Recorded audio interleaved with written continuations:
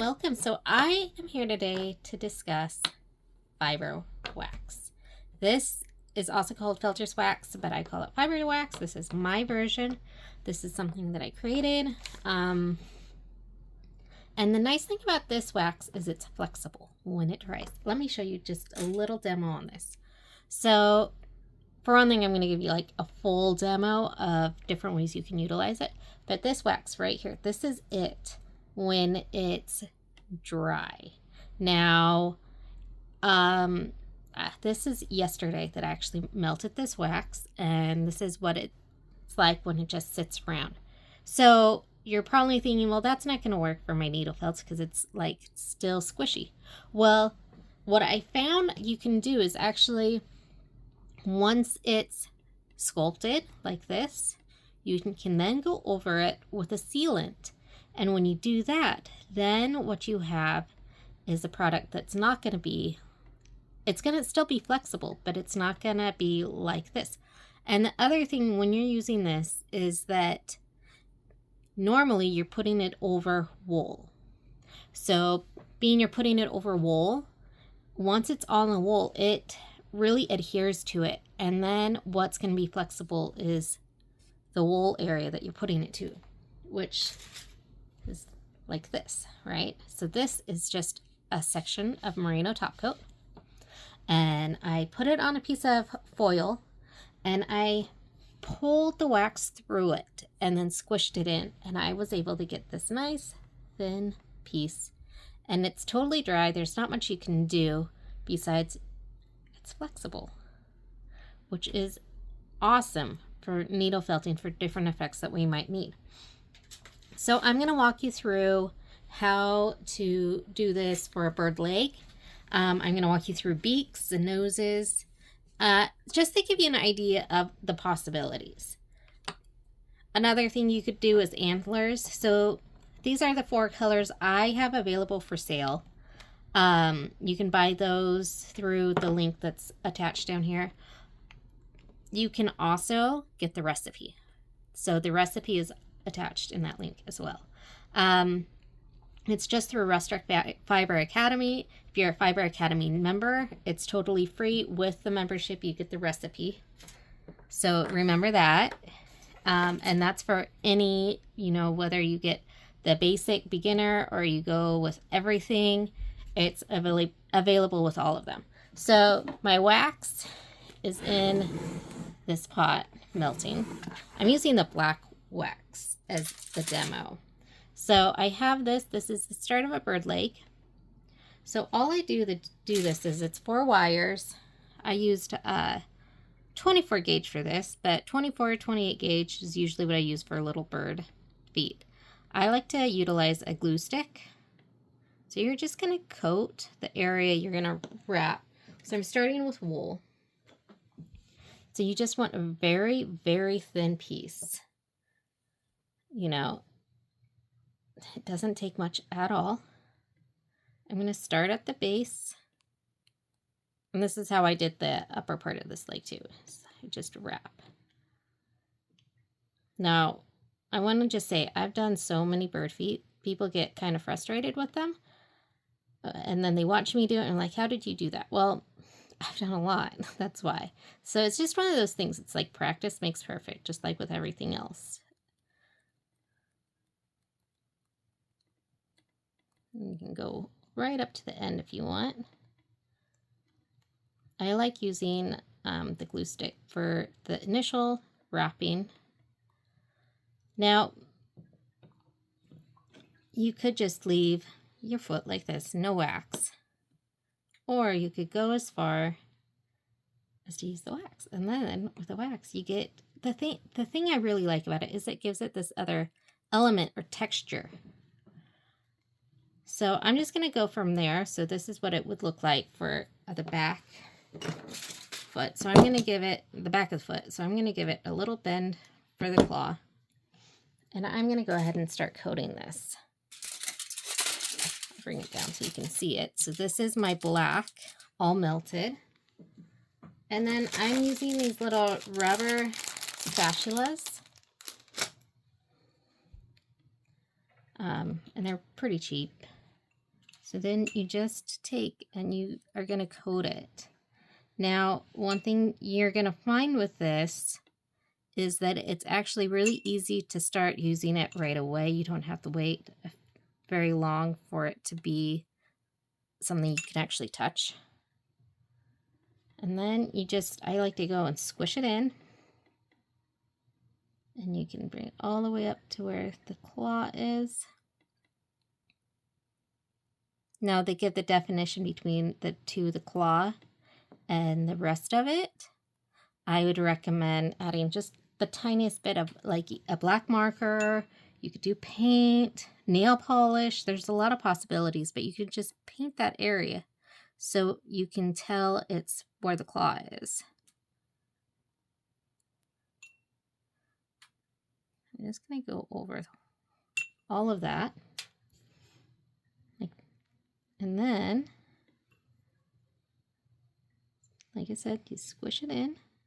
And the nice thing is, as you do this, it's going to continue to be pretty flexible, and you don't have to panic about it drying on you too fast. Because if you've worked with any other kinds of waxes, that's one of the things that's like, once it's dry, and you have to heat it up again.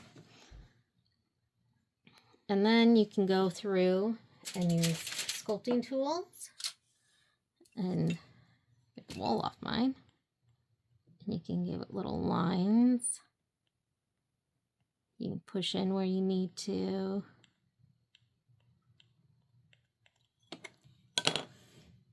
That is the start of a bird leg, and you can see how thin you can keep that. And then it just has this nice texture. So it's still going to be bendable.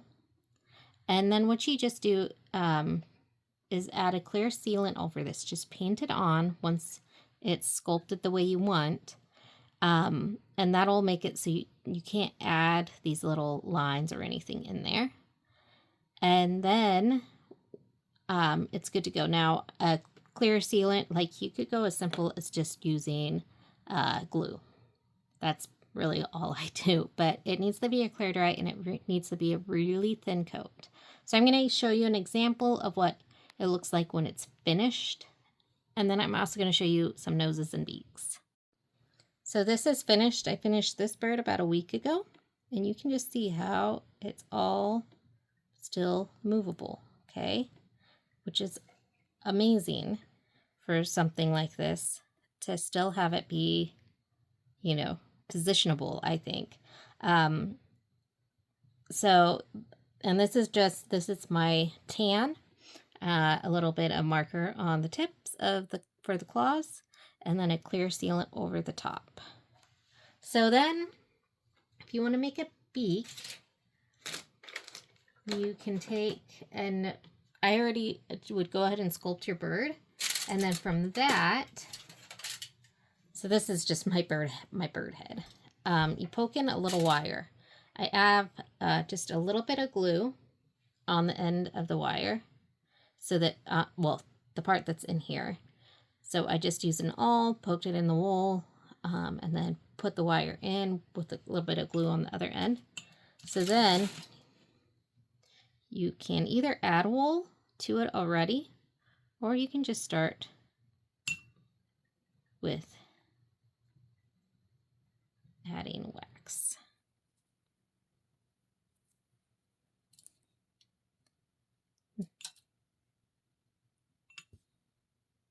Now, one thing, I didn't mix mine very well.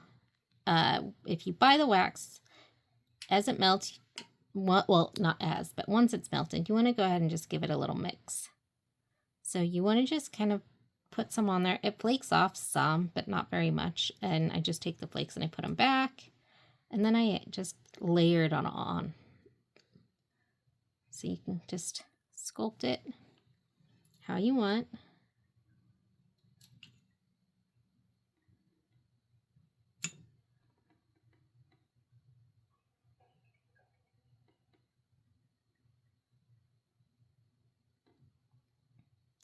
And then it's nice because once it's at the point you want it, you can just add that sealant and then your beak is pretty much done. You could also go as far with this as to, if you had a spot where you want more wool to cover it, you can just take a little bit. Because it's not going to harden very fast, you can actually take the wool, put it on, and then take your needle and poke it into the wool, poke it into the wax so that it goes where you want it to. Like that. And then you can use your tools to sculpt.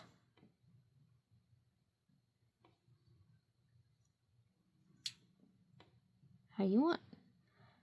And then once you have everything how you want it, you can let it dry.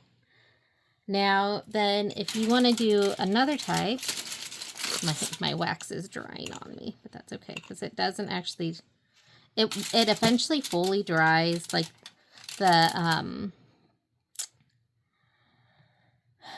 cubes that I sent are fully dried, but it does take a long time for it to fully dry. Okay, so I just pour out a little wax on to something, foil, that kind of thing.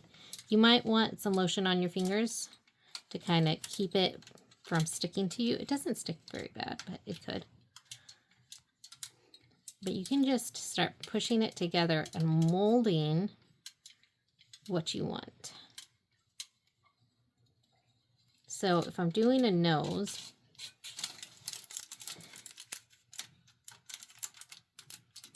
like a dog nose is what I'm thinking, right?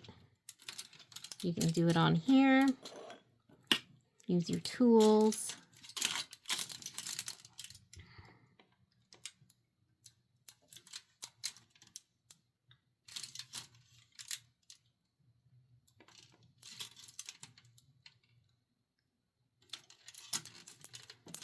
And then the more you play with it, and as it not warms up, but cools down, it almost gets even easier to sculpt.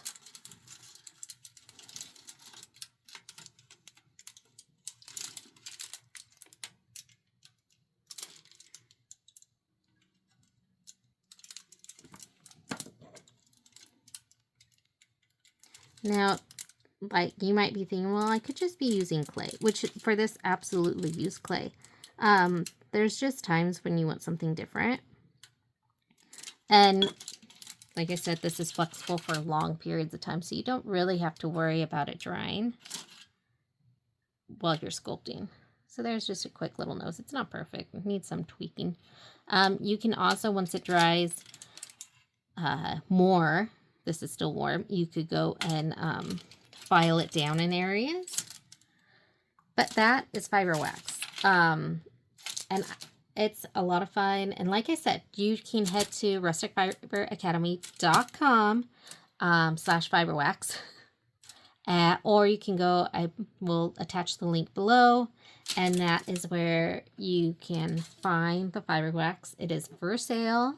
You get 4 of these, so for this many right here, for $6, which is a bargain.